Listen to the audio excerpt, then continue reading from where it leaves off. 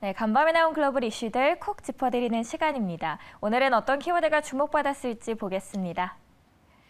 네, 오늘 나온 6가지 키워드고요. 여기서 살펴볼 오늘의 이슈들은요.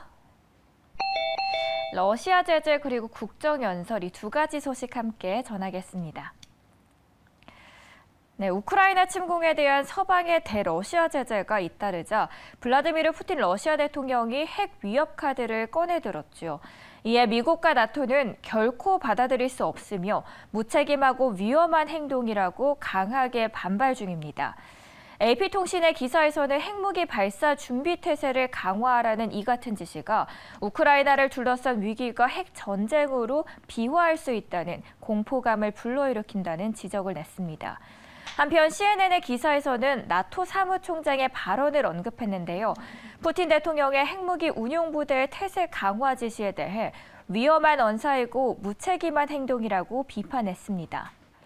위기감이 고조되는 상황에서 미국 백악관은 지금껏 사용하지 않았던 러시아 에너지 제재 카드까지 시사하며 거세게 반발 중입니다. 백악관 대변인은 ABC 방송에 출연해 푸틴 대통령의 핵무기 관련 움직임은 정당한 이유 없는 긴장 구조와 위협을 만들어내는 것이라고 비판했습니다.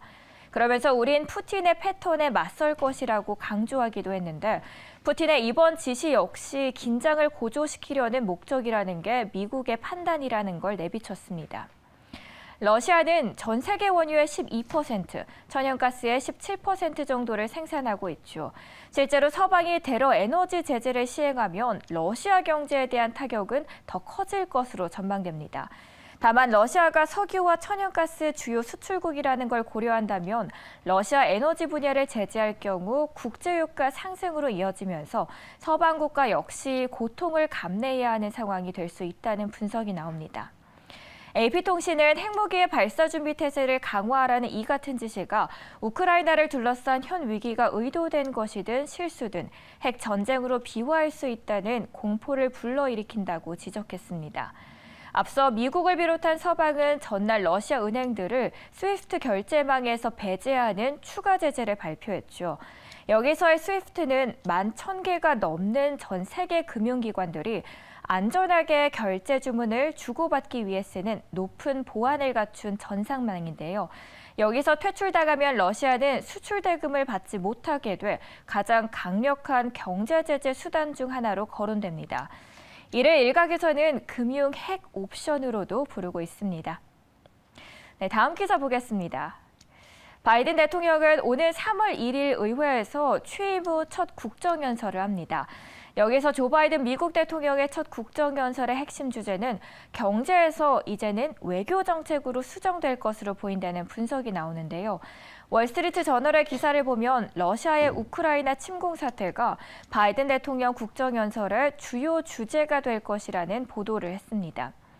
당초 바이든 대통령은 국정연설에서 경제를 가장 중요한 주제로 다룰 방침이었죠. 심각한 인플레이션 사태에 대한 정부의 대응을 소개하고 낙후된 물적 인프라 개선을 위해 1조 달러 이상을 투자한다는 예산법의 홍보 효과가 우선 과제였기 때문입니다. 코로나19 사태 이후 정상화에 대한 구상을 소개하는 데도 역점을 둘 예정이었습니다. 그러나 냉전 이후 국제 질서를 흔들고 있는 우크라이나 사태가 또 하나의 변수로 작용하고 있습니다. 따라서 경제보다는 외교에 치중을 두겠다는 ABC의 기사도 소개됐습니다.